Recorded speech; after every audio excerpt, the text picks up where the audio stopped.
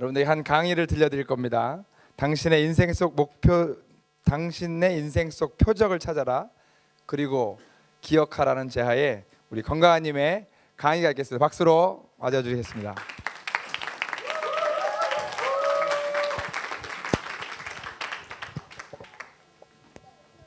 여러분, 표적을 찾으십시오. 그리고 찾는 데 그치지 않고 여러분 기억했으면 좋겠습니다. 제가 이 강의를 통해서 여러분에게 말하고 싶은 말입니다. 그러면 제가 왜 이렇게 생각했는지, 제가 왜 이렇게 여러분에게 말하고 싶은지 제가 이 강의를 통해서 설명해 드리고자 합니다. 이 생각을 하게 된 거는 계기는 한 책을 통해서입니다. 내가 잠들기 전에. 혹시 이 책 읽어보신 분 있나요? 몇몇 계시는 것 같습니다.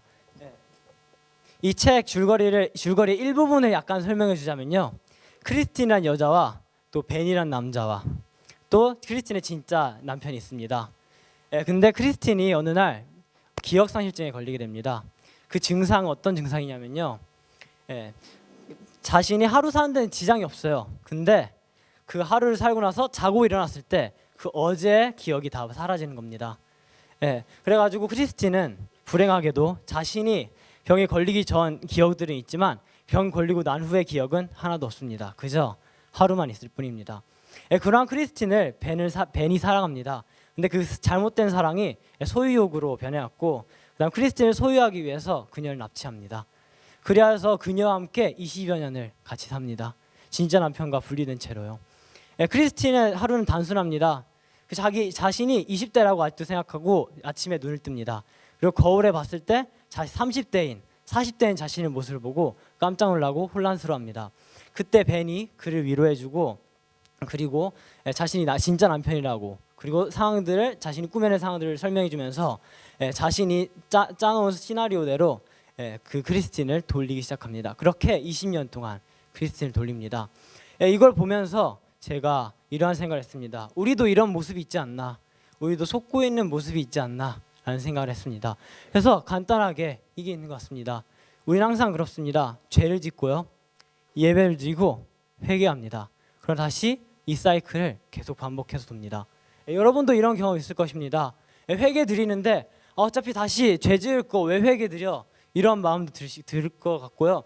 이 하루짜리 회개 지겹다라는 그런 마음에 회개하는데 진심이 담아지지도 않고, 그리고 또 여러분이 마음이 힘들 때도 많이 있을 것 같습니다. 그래가지고 근데 이거는 건전한 삶이 아니지 않습니까? 우리가 깨야 되는 삶이고, 이 사이클에서 우리가 벗어나야 합니다.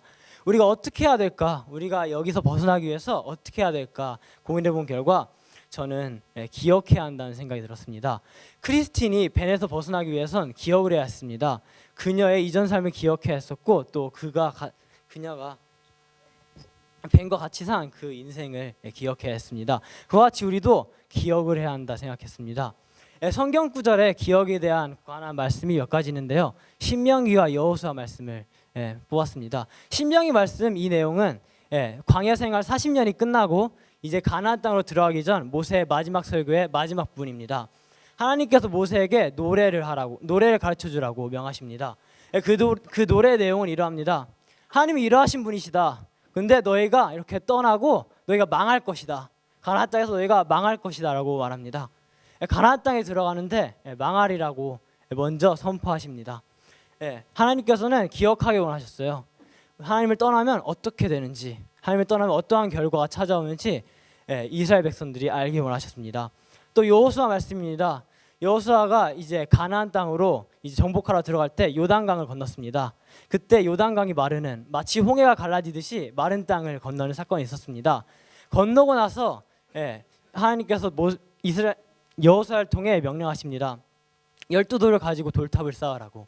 그래가지고 자손들이 이 돌탑이 뭐냐고, 이 돌탑이 무엇을 기념하냐고 물어봤을 때, 우리가 하나님의 능력을 힘입어 우리가 요단강을 맨 땅을 밟으면서 걸었고, 그렇기 때문에 우리가 이것을 기념하기 위해서 우리가 세웠고, 너희가 이렇게 물어봤을 때 우리가 이렇게 전하기 위해서 우리가 이렇게 세웠다라고 말하라고 하나님께서 명령하셨습니다. 그래가지고 여기서 볼 수 있듯이 하나님께서는 행하신 일이 후대에 전해지고 그다음에 계속해서 기억되길 원하십니다. 하나님께서도 기억을 꽤 중요하게 여기신다고 우리가 알 수 있습니다. 그럼 우리가 이렇게 생각했으면 좋겠습니다. 우리가 무엇을 기억해야 할까? 우리가 삶을 살면서 무엇을 기억해야 할까라고 생각해 왔을 때 제목을 보면 알 수 있듯이 저는 표적이라는 결론을 내렸습니다. 근데 이 퓨레지를 만들기 전에 저에게 마음을 좀 불편하게 하는 말씀이 한 구절 있었는데요. 바로 이 말씀입니다. 바리새인들이 표적을 구했을 때 예수님께서 말씀하셨습니다. 악하고 음란한 세대야, 너희가 표적을 구하냐? 요나의 표적 그 십자가밖에 보여줄 게 없다고 하시면서 깨끗하게 거절하십니다. 그걸 보면서 내 생각이 맞는 것일까 과연 이런 생각을 하게 되었습니다. 근데 한편으로 이런 생각을 통해 제 생각을 정리하게 되었는데요. 예수님께서 표적을 보여주셨죠, 이 세상에서. 그리고 또 이러한 말씀을 하셨습니다. 날 못 믿겠거든 내 행한 일을 보이더라.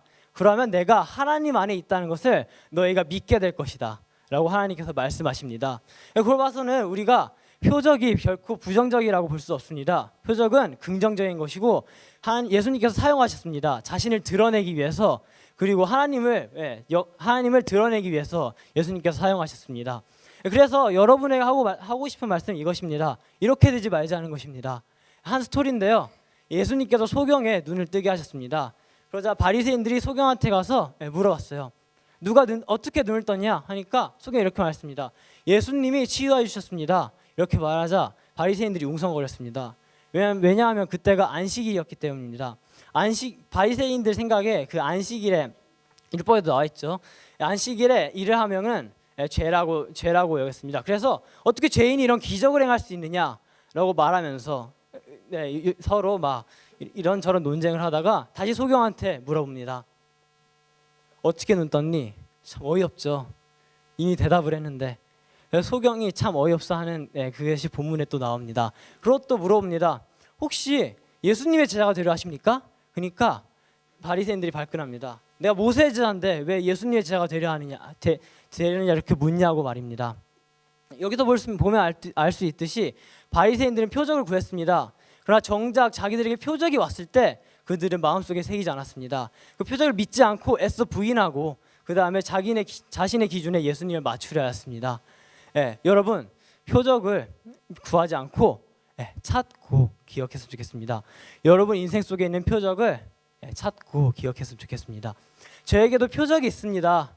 근데 표적을 나누기에는 10분이라는 이 시간이 너무 부족한 것 같고, 어쨌든 그 표적이 저에게 너무나도 큰 힘이 됩니다. 제가 힘들 때, 제가 어려울 때, 저에게 고난이 찾아왔을 때, 하나님 느껴지지 않을 때 저는 항상 그 표적을 붙잡습니다.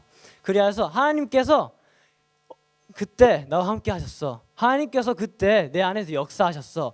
그러니까 내가 지금 힘들지라도 내가 나중에 커서 이 시점을 돌아봤을 때 하나님의 표적이 보이고 하나님께서 나와 함께 하셨다는 것을 알 수 있을 거야 라고 믿으며 하나님을 믿고 있습니다. 여러분 이제 방학이 이틀 남았습니다. 방학 가서 무엇을 하실 것입니까? 게임과 예능에 마음을 뺏기지 않았으면 좋겠습니다. 그보다 먼저 하나님을 묵상하고 하나님이 주신 1년이란 귀한 시간 여러분이 검토하고 하나님이 이런 일을 행하지 않으셨나 같이 찬찬히 살펴보는 시간을 가졌으면 좋겠어요. 그래가지고 같이 표적을 찾고 그냥 찾는 거에 그치지 않고 기억했으면 좋겠습니다. 그것이 여러분의 믿음을 굳세게 할 것이고 이것이 여러분의 믿음을 성장시키리라 믿습니다. 우리가 믿는 하나님이 미지의 하나님이 아니었으면 좋겠습니다. 저 우주 어딘가에 있는 하나님이 아니었으면 좋겠습니다. 그저 역사 속에 있는 하나님이 아니었으면 좋겠습니다. 우리와 함께 하시고 우리와 동행하시는 하나님이었으면 좋겠습니다. 여러분 표적을 찾으십시오. 그리고 기억하십시오. 감사합니다. 네, 수고했습니다. 자, 우리 심사위원님께서 질문해 주시겠습니다. 한편에 참 좋은 설교를 듣는 시간이었던 것 같습니다. 근데 말씀 중에 이제 기억하라고 하는 것이 지금 계속 남아 있는데요. 근데 어제나 오늘이나 영원토록 변함없는 것이 하나님 말씀이잖아요. 근데 이제 우리가 말씀의 홍수 속에 살고 있잖아요. 또 지난 주일날 설교가 제목이 뭐였는지, 본문이 뭐였는지, 가깝게는 오늘 아침에 큐티 말씀의 본문은 뭐였고 주제가 뭐였는지를 까맣게 잊어버리고 살 때가 많거든요. 건강한 님 같은 경우는 그 하나님의 말씀을 정말 오늘 말씀과 하는 것 같이 기억하기 위해서 어떻게 하고 있는지 그게 궁금합니다. 저 같은 경우는요. 큐티를 하고 그 다음에 기도할 때 항상 그 큐티 본문 말씀을 가지고 그 적용을 가지고 기도합니다. 그리고 또 큐티를 하면서 제가 제 마음에 화가 났는데 어떤 화가 났냐면은 제가 큐티를 했는데 그 다음에 바로 까먹는 거예요. 제가 적용을 못하고 이게 말씀이 제 삶에 다가오지 않는 거예요. 그래가지고 손등에 쓰고 다녔던 적도 있습니다.